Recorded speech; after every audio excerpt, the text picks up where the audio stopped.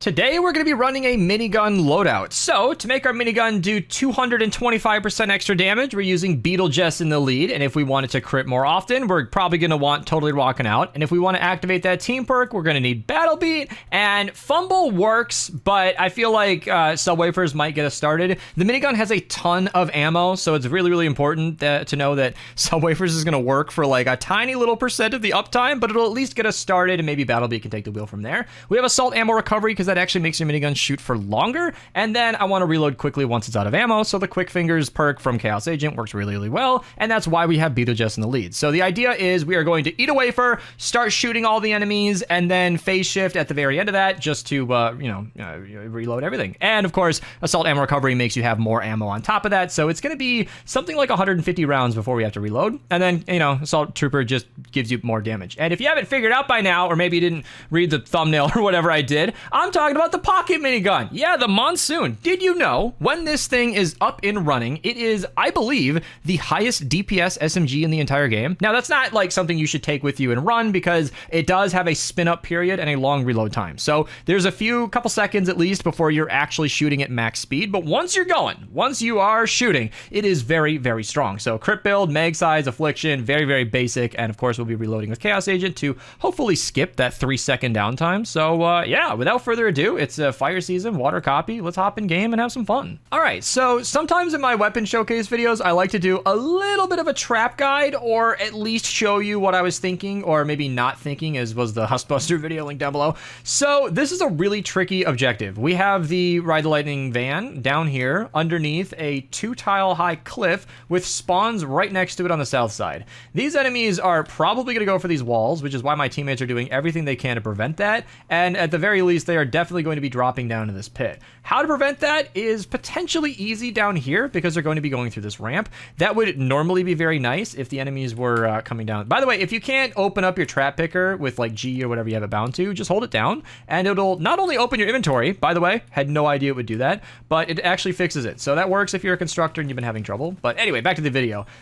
It should be pretty easy, because I think they'll actually ignore that top ramp and come down here ultimately. Directional floor freeze is huge for times like this. Nowadays, you can place ramps up here like that. Very nice. And this should help a lot in stalling the enemies out and making them go this way. I'm going to put a couple of tiles high, just like that. Yeah, a couple 2-tile high floors, just right, like that. And then we're going to have them go through here, and this wall might get clipped, okay? So just don't expect that one to last forever, but we are in a fire zone, so I'm going to use my nature copy of the wall dynamo. These are Zappomax. They were paid-only traps. They're not a thing anymore. And when you have a floor freeze in a tight area like this, gas trap, actually perfectly acceptable. I won't pretend like it's the best option ever, but it will work better than you might think. And I want to just put broadsides here, because these will actually bounce and then fall down through this tunnel, so that will actually work a lot. Sorry for the tongue slips, but I like to do these live sometimes and I'm in a good mood, so we're gonna keep it rolling, and that should be hopefully enough. It's not gonna stop a smash or anything. That's what the tar pits are for, but I'm hoping this will at the very least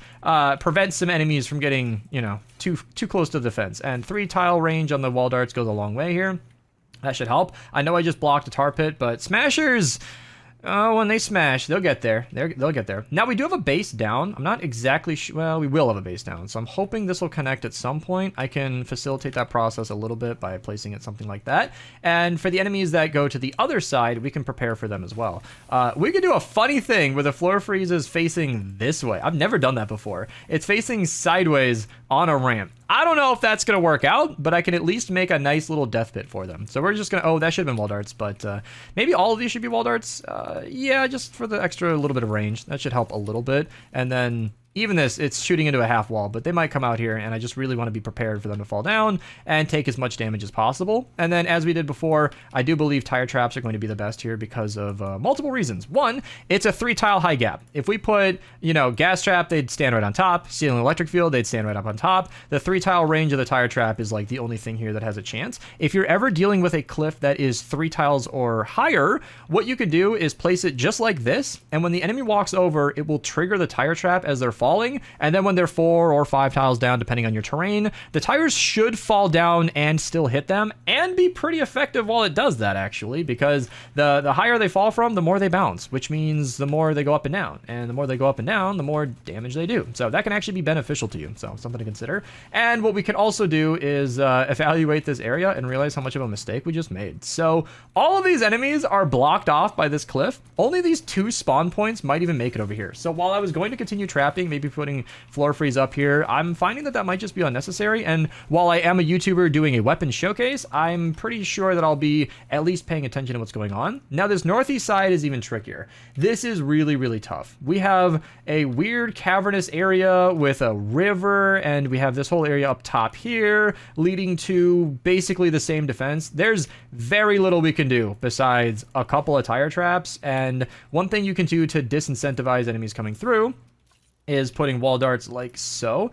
It looks like I'm gonna have to jump over to hit that. That will shoot over the edge and at least help with stopping enemies from popping down here. That will do some damage while they get close, but it won't stop everything. And the one extra thing you can consider is a floor freeze right on top. So if they get really close to the edge, they'll be frozen here and hit by the wall darts here. And then we can do a couple tire traps. Now, I will note at this stage, we might be a little over trapping, but in an area like this, it's really hard to save it with panicking.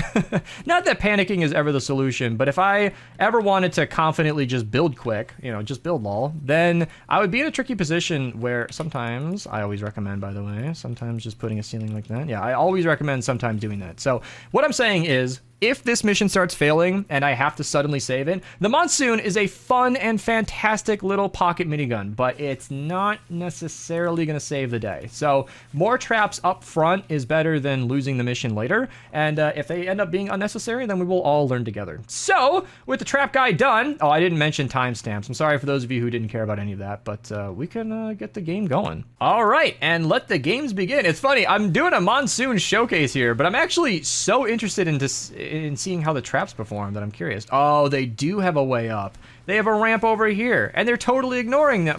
Oh, now they're going the other way. All right, they're gonna do whatever they're gonna do. So not really the best weapon for shielders. There's really very little I can do here, but this is, oh shoot, did it just reload halfway? What was that? Did it not reload the full thing? Because I pulled out my my ability as well on accident. Oh, did I hear something loud? I want to go take care of a big target. I want to use this minigun. And this is a really tricky terrain to record in because the enemies are, there we go, all over the place. Look at that damage. That's a 250 power level smasher. Like, that's actually really, really good for an SMG, Shotguns and launchers can kill smashers in like 2 or 3 shots sometimes, but for an SMG, that is very, very nice, especially a base game one. This is a weapon you could pick up in Stonewood or Plankerton and bring it with you all the way to Twine, and I am here to show you that it is a great option even down here. Pun intended, get it? Because I'm in the little cave. Here's a smasher coming through, getting taken care of nice and easily. Our traps are getting a nice head start on him. And yeah, this weapon's fantastic. I love it. Reloading with Chaos Agent is awesome because it has an 8-second cooldown on the phase shift and way more than 8 seconds uptime because we've got about 16.7 fire rate and we have 105 on the mag size, and assault ammo recovery adds about 31.7% more ammo. So we are loosely, I said 150 earlier, but we're loosely operating with about 140 ammo here, which is a lot. That's a lot of shooting to be doing. I typically recommend against using assault ammo recovery and Chaos Agent, but in this case, I feel as though the exception has been met. 17% more damage would be great, but then we'd have less mag size, and technically speaking, I have a dirty secret for everybody. This was not a best perks video, and I did the math earlier today to show that the damage per second on this weapon is increased if you use a damage perk instead of mag size. But in my opinion, that's just on paper, and if you're going to be using this weapon like a pocket minigun, as I am here, you want this to last as long as possible. That right there, that spin up time is terrible. That is so much time to not be shooting the target you're looking at, and if we can just get the most out of our weapon without having to stop and reload, that's pretty good. Although, as I'm recording this, I can say that we are kind of not having a problem with that. I feel like reloading with Chaos Agent might mitigate that, and if you were going to replicate this build and have some fun on your own, you might want to consider a damage perk instead. Regardless, though, we're killing these smashers just fine. I mean, if we kill it, seriously, the difference in DPS was like 161,000, or was it 181,000, which is very high for an SMG, compared to like 189,000. That might not be exact. I might have to double check that, but it was something like that. I would love to get a last second kill on the Smasher, but with the shielders in my way, it's just not possible. Okay, so I'm double checking the math on this. The difference between a meg size perk and damage is 187,000 to 189. So, you know, not a big deal. Wow, we have a fancy little area. Honestly, parts of the map like this, when they're built by a teammate here, it always reminds me of Halo 3 for some reason. It reminds me of Halo 3 Forge. Oh no, Flinger! Oh, we took care of it. I love the pocket minigun so much. I love it. I wish this weapon saw more use, because the spin up time might be the only reason people don't use it. It's really hard to not be able to shoot right away. And, you know, from a distance, it struggles like most SMGs do, but you can see it's still getting the job done, and it's just so fun once you get it going. I highly recommend variety in this game. A lot of people. It happened in the stream while I was recording. A lot of people will use like the pot shot and the mythic weapons and the de-atomizer. No, the discharger is what I'm thinking of, and never anything else. I've gone to raid people on Twitch and seen streamers, you know, pillars of the community with inventories of like 5 different weapons, and it's so boring. But then people will complain that this game never gets any updates, which isn't even true. And, you know, the game is dead, which is also not true. So while we have seen better days with more updates, it's not dead. And I feel like a lot of people haven't even enjoyed all the content that we do have. They're so worried about new weapons coming out that you'll have a fun weapon like the Monsoon sitting in your inventory and doing nothing about it. All right, 1v1 with the mini boss. Let's see how well this little SMG can hold up. It's so far having a hard time, but I have 2 ideas. So we can eat a wafer and then put some health traps down so that I can stay alive. That's pretty good, actually. Like, it's not a top tier mini boss killer. It's not what I would recommend for the #1 pick, but it is one of the strongest SMGs in the entire game, and it does a pretty decent job. I could be eating a wafer in between here. That'd probably be smarter. Volcanoes are killing me here. Let's do that. And I have so many wafers that I might as well just use them, and I'm a little bit out of range right now. Oh my goodness, this terrain is killing me. Yeah, so it's not the best mini-boss killer ever, but it is one of your better options, believe it or not. If you're not going to use a launcher or a shotgun, it works. It works. If you need something to lay into the enemies and you're an early game player and you have teammates that are helping you especially, this can work a little bit. But you got to play it safe, and help from teammates is always nice. And hey, you know what? It got the kill. So it's just tough.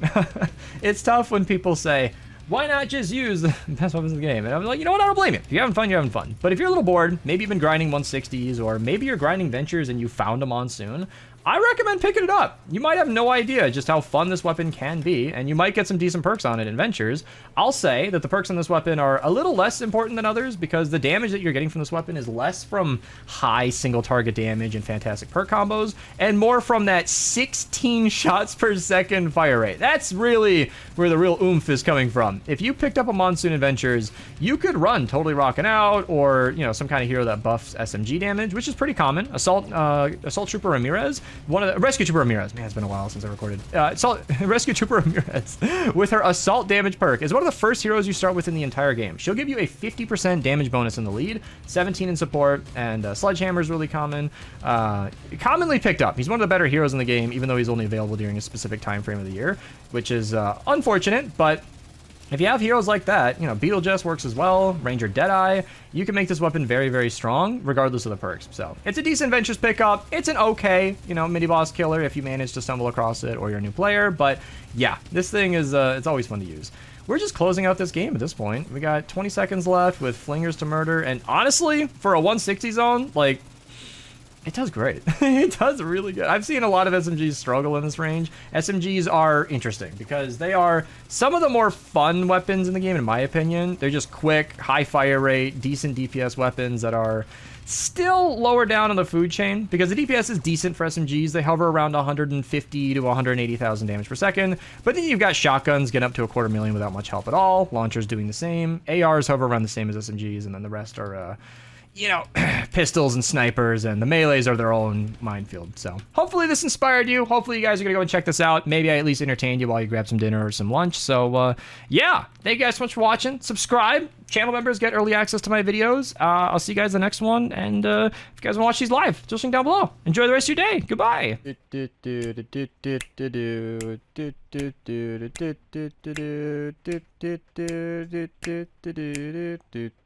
And then